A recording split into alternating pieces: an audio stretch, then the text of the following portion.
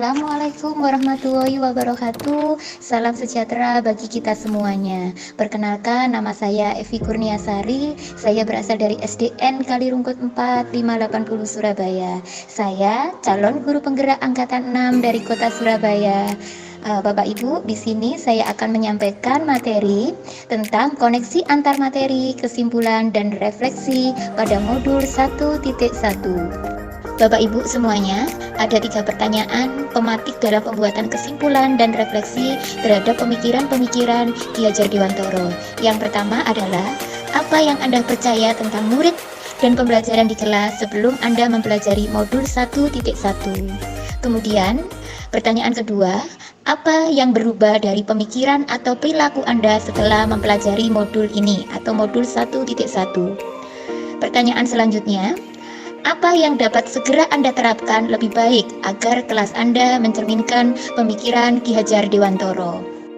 Bapak Ibu, pada modul 1.1 kegiatan pembelajaran difokuskan kepada refleksi filosofi pendidikan nasional Ki Hajar Dewantoro. Yang pertama adalah pendidikan Indonesia yang mempelopori cikal bakal kemerdekaan pendidikan di Indonesia yang telah berhasil mendirikan sebuah lembaga pendidikan yaitu perguruan taman siswa. Bapak Ibu, semboyan Ki Hajar Dewantoro yang kedua adalah Ingarso Sung Tulodo, Ing Matyo Mangunkarso, Tuturi Handayani. Di depan kita memberikan contoh dan menjadi panutan, di tengah kita membangun semangat atau ide, dari belakang kita memberikan dorongan.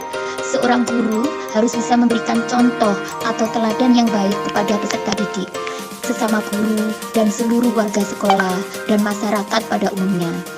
Kemudian di tengah, seorang pendidik harus mampu membangun semangat, menciptakan ide, dan berkarya, bermotivasi di lingkungan tempat kerja atau di tempat tinggalnya. Selanjutnya, dari belakang, seorang pendidik harus bisa memberikan dorongan, motivasi, arahan, dan penyemangat kepada seluruh warga sekolah di lingkungan tempat tinggalnya. Konsep selanjutnya adalah sekolah ini dijadikan sebagai taman siswa. Artinya apa? Sekolah tersebut harus bisa memberikan rasa aman, nyaman, menyenangkan bagi peserta didik, mengembangkan segala potensi yang dimiliki peserta didik, menjadikan sekolah ini sebagai rumah kedua mereka, dan guru adalah orang tua mereka selama berada di sekolah, serta teman-temannya adalah sebagai saudara atau mereka adalah kakak beradik. Begitulah semboyan dari Ingarso Sung Tulodo, Ing Matyo Mangunkarso, dan Tuturi Handayani yang memiliki arti dalam dunia pendidikan. Pemikiran Ki Hajar Dewantoro yang ketiga adalah pendidikan adalah kodrat keadaan yang terdiri dari kodrat alam dan kodrat zaman. Ki Hajar Dewantoro menjelaskan bahwa dasar pendidikan anak berhubungan dengan kodrat alam dan kodrat zaman. Di sini kodrat alam berkaitan dengan sifat dan bentuk lingkungan di mana anak berada, sedangkan kodrat zaman berkaitan dengan isi dan irama. Kedua kodrat itu berkaitan dengan nilai-nilai dan sifat-sifat kemanusiaan peserta didik. Ki Hajar Dewantoro hendak meningkatkan pendidikan bahwa pendidikan anak sejatinya melihat dari kodrat diri anak dengan selalu berhubungan dengan kodrat zaman. Bila melihat dari kodrat zaman ini, pendidikan global menekankan pada kemampuan anak untuk memiliki keterampilan pada abad 21 dengan memiliki kodrat anak Indonesia sesungguhnya. Bapak Ibu, Ki Hajar Dewantoro meningkatkan juga bahwa pengaruh dari luar tetap harus disaring dengan tetap mengutamakan kearifan lokal budaya Indonesia. Oleh sebab itu, isi dan irama yang dimaksud oleh Ki Hajar Dewantoro adalah muatan atau konten pengetahuan yang diadopsi sejatinya tidak bertentangan dengan nilai-nilai kemanusiaan, dan juga menegaskan bahwa didikan anak-anak dengan cara yang sesuai dengan tuntunan alam dan zamannya sendiri-sendiri. Selanjutnya, yang keempat adalah pemikiran Ki Hajar Dewantoro adalah pendidikan kontinuitas. Artinya, kita harus bergerak dan berpikir maju di depan tanpa melupakan sejarah atau tidak boleh lupa akan akar nilai budaya yang hakiki yang dimiliki oleh bangsa Indonesia. Bapak Ibu, sebagai seorang pendidik harus memperkenalkan sejarah dan budaya bangsa Indonesia. Kita perlu belajar dari sejarah untuk memajukan pendidikan Indonesia di masa yang akan datang dan tumbuh kembangnya peserta didik di masa yang akan datang. Selanjutnya, Konsep pemikiran filosofi pendidikan Ki Hajar Dewantara adalah melakukan prinsip perubahan atau budi pekerti yang meliputi budi itu mencakup cipta, rasa, dan karsa dalam pengolahan cipta atau pikiran untuk menajamkan pikiran.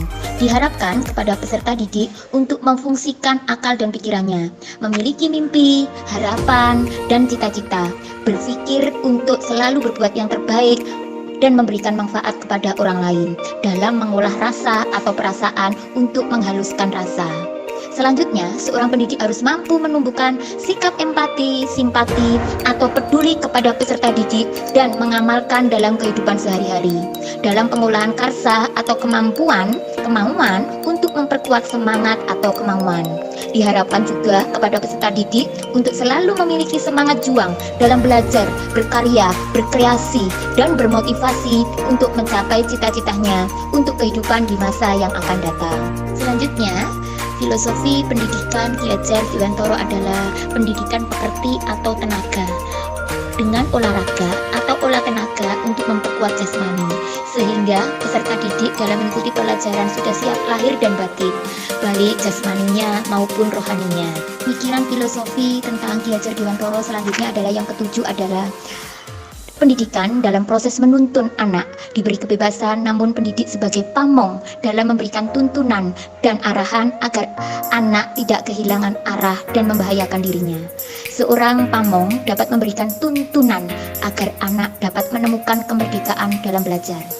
Dan dengan tetap mengedepankan sikap, perilaku, dan karakter yang mencerminkan sebagai seorang peserta didik dengan memiliki nilai-nilai, sifat-sifat kemanusiaan yang dimilikinya. Bapak Ibu, selanjutnya adalah kesimpulan dalam penerapan filosofi pemikiran Ki Hajar Dewantara dalam pembelajaran. Yang pertama adalah pembelajaran berpihak pada siswa. Maksudnya adalah berfokus kepada siswa. Pembelajaran mengarah, berfokus, difokuskan kepada siswa.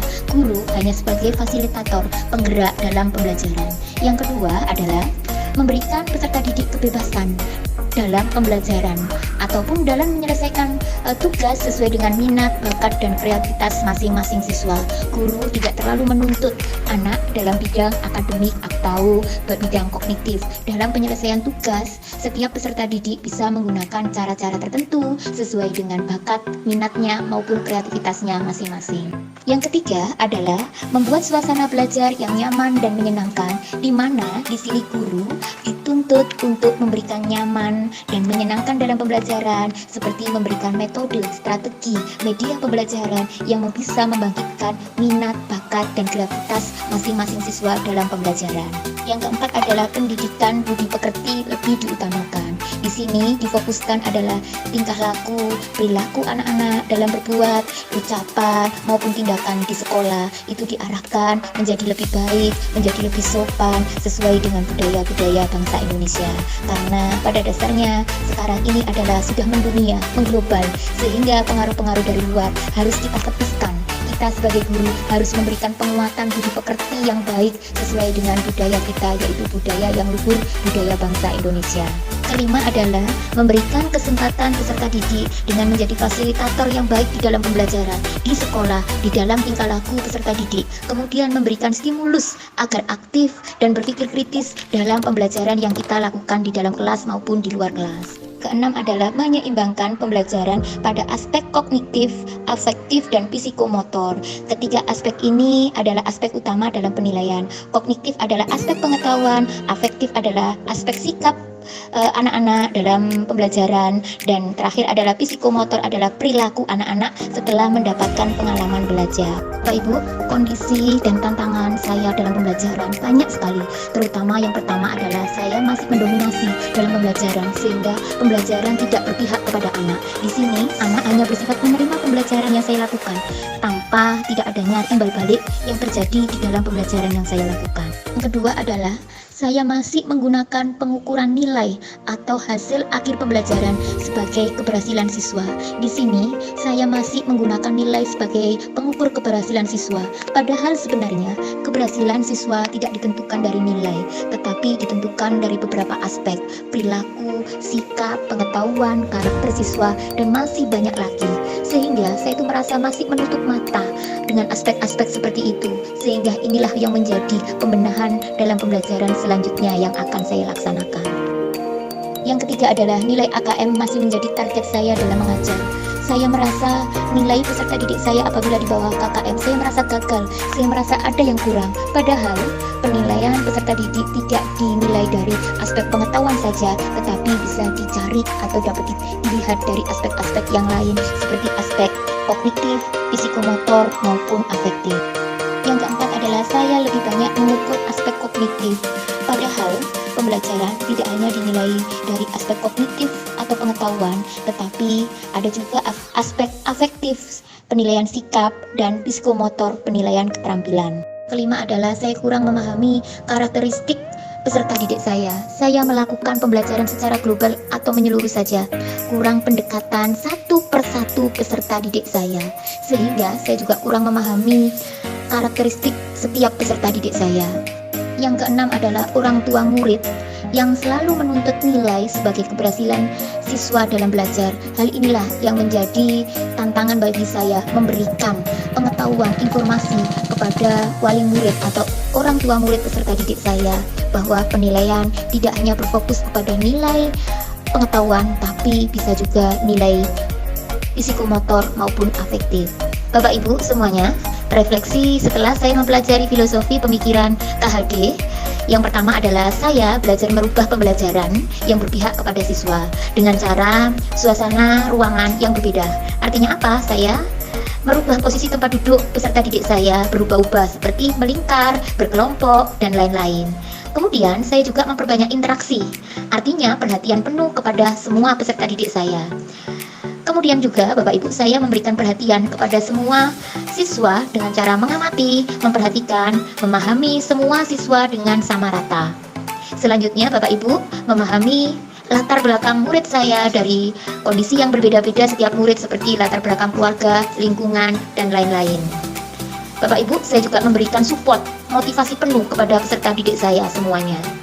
Bapak Ibu, langkah selanjutnya adalah saya menggunakan teknologi yang menarik perhatian siswa seperti dalam pembelajaran saya menggunakan PPT, video, proyektor, dan lain-lain.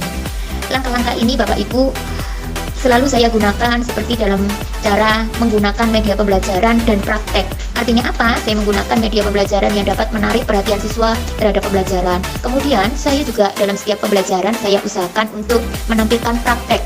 Bila pembelajaran itu bisa ditampilkan dengan praktek agar aspek psikomotor atau keterampilan dapat saya dapat dari penilaian selanjutnya.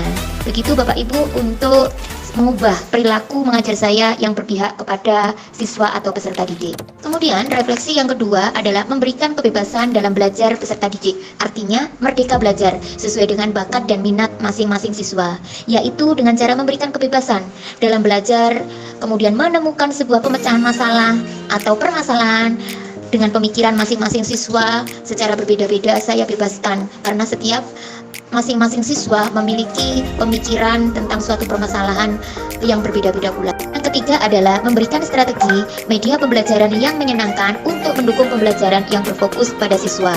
Dan yang keempat adalah memberikan contoh teladan agar perilaku peserta didik sesuai dengan budaya bangsa. Artinya apa? Kita memberikan contoh kepada peserta didik tentang perilaku yang baik sesuai dengan budaya bangsa kita. Kelima adalah berupaya agar peserta didik aktif dalam pembelajaran dengan cara-cara tertentu agar tujuan kita sebagai fasilitator pendidikan tercapai dan peserta didik dapat berpikir kritis dalam pembelajaran. Artinya kita juga menggerakkan proses pembelajaran sebagai fasilitator, kemudian menggerakkan anak-anak dengan pertanyaan agar bisa bernalar atau berpikir kritis tentang pembelajaran. Kemudian yang keenam adalah menyeimbangkan penilaian peserta didik dari segala aspek kognitif, afektif, dan psikomotor.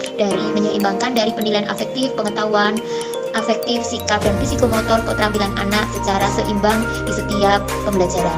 Bapak Ibu, selanjutnya adalah penerapan yang akan saya lakukan dalam pembelajaran di kelas. Yang pertama adalah merancang pembelajaran yang berfokus kepada siswa, guru hanya sebagai fasilitator, di mana saya mengatur tempat duduk siswa secara bervariasi, menggunakan media pembelajaran yang menarik, menggunakan IT, menggunakan pembelajaran praktik dalam pembelajaran yang bisa diterapkan untuk penilaian keterampilan dan sikap.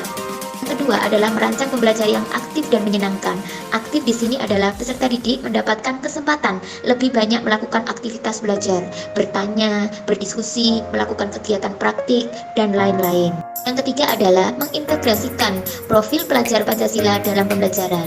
Di sini saya menghubungkan pembelajaran dengan sikap-sikap yang sesuai dengan nilai-nilai yang ada di dalam sila Pancasila. Yang keempat adalah menerapkan pembelajaran berbasis budaya bangsa, yaitu memberikan contoh perilaku dengan budaya kita, sopan santun, gotong royong, kerjasama, dan lain-lain Bapak Ibu.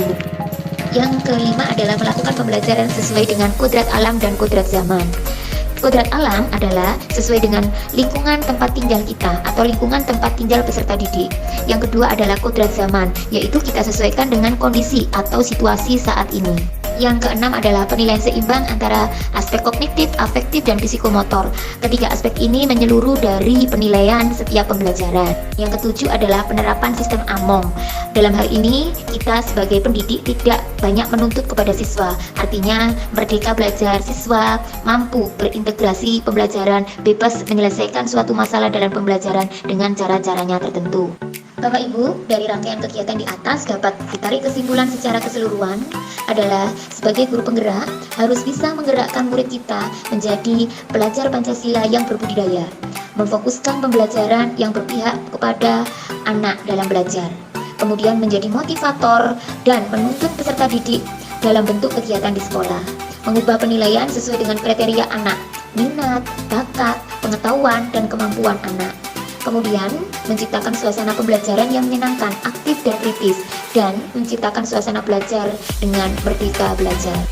Bapak Ibu semuanya, sebagai aksi nyata dalam modul 1.1 adalah dokumentasi tentang penerapan filosofi pembelajaran KHD. Yang pertama adalah foto sebagai pemimpin kegiatan kultur budaya dengan memberikan contoh pembiasaan tari remo pada pembiasaan di sekolah. Yang kedua adalah foto memberikan nasihat motivasi bagi peserta didik yang melanggar ketertiban seperti 1. Terlambat sekolah, kemudian tidak memakai atribut, dengan cara memberikan masukan dan saran yang dapat memotivasi siswa lebih baik lagi. Selanjutnya adalah melakukan kegiatan mengosek bareng, yaitu melatih peserta didik dalam kemandirian dan gotong royong. Selanjutnya, foto melakukan kegiatan di luar kelas dengan membentuk kelompok belajar dengan memecahkan suatu masalah sehingga pembelajaran menyenangkan bagi peserta didik. Yang terakhir adalah foto melakukan pembelajaran dengan media pembelajaran yang menyenangkan dengan cara menggunakan PPT, video, ataupun menggunakan media nyata sebagai proses pembelajaran yang menyenangkan bagi peserta didik. Bapak Ibu, demikianlah materi koneksi antar materi, kesimpulan, dan refleksi modul 1.1. Semoga bermanfaat. Salam merdeka belajar, kita bergerak, kita merdeka belajar. Hiduplah guru penggerak Indonesia. Sekian, terima kasih. Assalamualaikum warahmatullahi wabarakatuh. Salam penggerak.